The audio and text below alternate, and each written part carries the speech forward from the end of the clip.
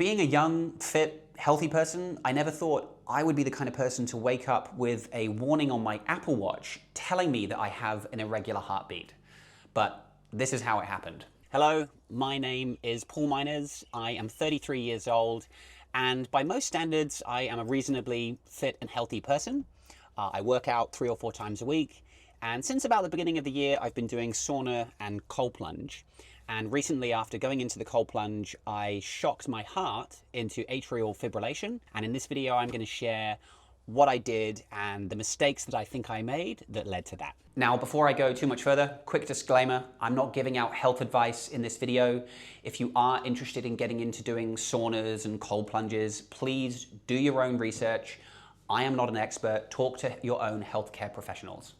I'm just going to be sharing my story and my experience and the mistakes that I made.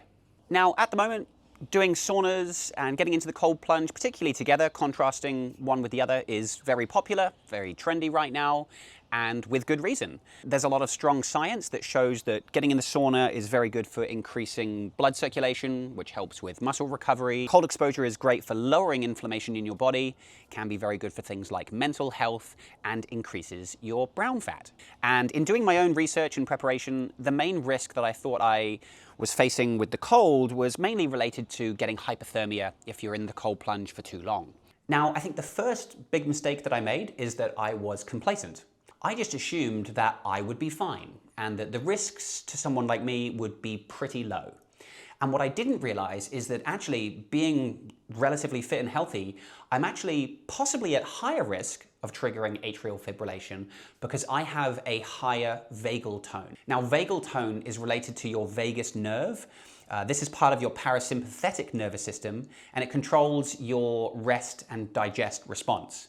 If you're a fit person, you have higher vagal tone, and this is what results in you having generally a lower resting heart rate, better heart rate recovery after workouts, and you have a better stress resilience.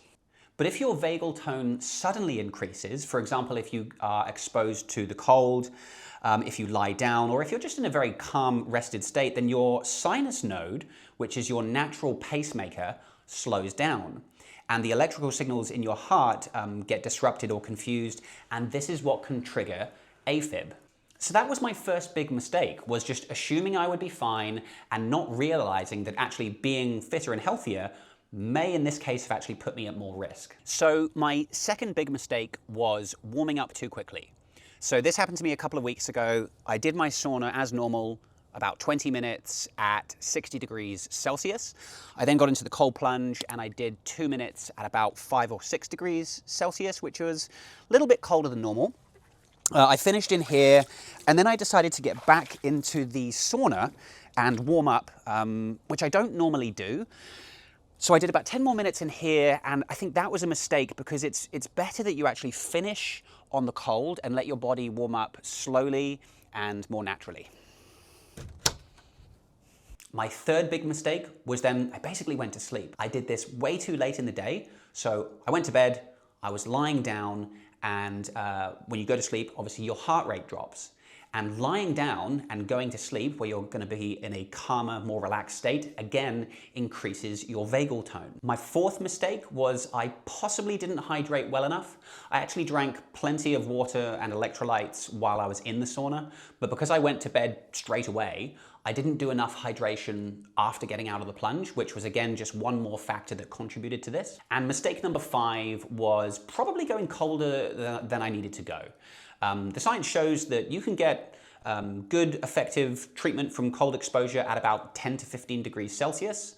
On this particular occasion, I was plunging at about 5 or 6 degrees, which is fine. You can go colder if you want to, but in this case, it just probably wasn't necessary. You can get basically the same benefits even without going as cold. So I believe what happened is I triggered AFib because I had stacked multiple triggers.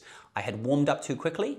I went to bed and was resting and going to sleep. I was lying down, possibly underhydrated, and also going colder than I needed to, so it was a bigger shock to my system. All of this increases your vagal tone, and that's what ultimately triggered me going into atrial fibrillation. So the next morning, I woke up and I could feel my heart kind of fluttering a bit. I could certainly sort of feel it in my chest, And while I wasn't out of breath, I kind of felt like I had to, sort of take like a deep breath every now and then to try and sort of calm my heartbeat. And I'm the kind of person that would normally just kind of push through that. I would have just fobbed that off.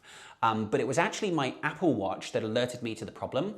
I had about 6 warnings or notifications that had come in overnight telling me that I had an irregular heartbeat, and it was actually saying, you are in atrial fibrillation. And so that was enough for me. I went to the doctor that morning at 8 o'clock in the morning. I was the first patient there. They did an ECG and they confirmed, yes, you are in AFib. You actually need to go to the hospital and get treated immediately. Now, when you go into the hospital with a heart condition, you usually get seen pretty quickly. So I did receive some great care. They did another ECG. I was in AFib. And treatment in this case for atrial fibrillation is they can often treat it with medication. Or in my case, they said, look, because you're young, you're fit and healthy, we're going to shock you. So this is literally, they put you to sleep, they shock you, and that should trigger your heart to go back to a normal sinus rhythm, and then they can wake you up. Now, unfortunately for me, because I had actually eaten earlier that day, they weren't able to put me to sleep. So they actually said, look, you're going to have to wait today and tonight. So we're going to do this tomorrow morning, which was Saturday morning. And while I was in hospital, just sitting in the bed, my heart rate was higher than normal. Normally, if I'm just sitting at a desk or lying down, I would have a heartbeat of around 55 to 60 beats per minute. But in the hospital, just sitting in a bed, I was at about sort of 70 to 75, even up to 80 beats per minute. And if I was to get up and just stand up or go to the toilet, my heart rate could even get over 100 beats per minute without really doing anything. So I went to sleep Friday night and I was wearing my heart rate or ECG monitor so they could monitor me throughout the night. I woke up at about 3 a.m. in the morning. I checked my monitor and it showed that I was actually back to a normal, regular sinus rhythm, which was great. I also did an ECG on my Apple Watch and that agreed and confirmed, yes, you're back to a normal sinus rhythm. And through this whole episode, it was actually, I'm coming out of it now with a lot more trust in my Apple Watch because the whole time it was giving me the correct reading, saying when I was or wasn't in AFib. So I'm really glad I had this on. So I feel I got off really lightly. I'm glad I didn't have to get shocked because it gave my heart the opportunity to correct itself and go back to normal all on its own, which I do think is the better outcome. And that was that. I saw the doctor in the morning, they were happy to discharge me, and I felt a lot better, a lot more comfortable straight away. I just sort of felt more relaxed and my heart was beating normally again, which was really comforting. So that's what happened to me. And key takeaways here, firstly, I've said already, but do your own research. Know what you're getting into. If you are getting into doing hot and cold therapy for the first time, make sure you've done your own research or talk to a doctor if you need to. I think it's just always interesting to be aware that the sauna and cold plunge industry probably aren't going to draw attention too much to things like this. Again, I had never heard of AFib being triggered from cold shock, especially in somebody who's young and fit and healthy. I would also recommend that if you are going to get into a sauna and do cold plunging, wear some kind of heart rate tracker, whether it's an Apple Watch, a Fitbit, a Whoop, something.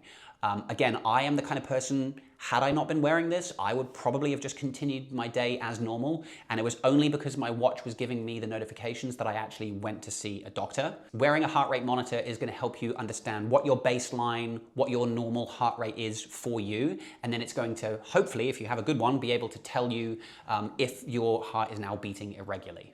As I said, I came out of this experience with actually a lot more trust and confidence in my watch now, knowing that it was giving me really similar results and information compared to the proper high-end medical equipment that I was hooked up to. Since this experience, friends and family have actually asked me, are you still going to cold plunge and do sauna?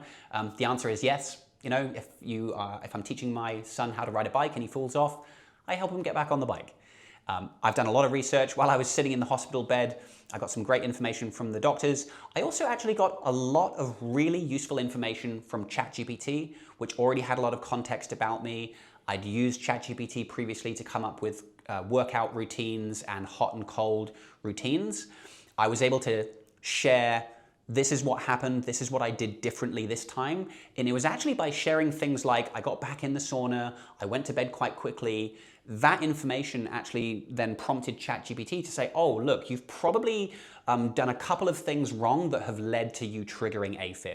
And so that was an extremely useful tool for me in number one, helping me figure out how this actually happened in the first place, and also what I need to do differently now going forward to minimize the chance of this happening again.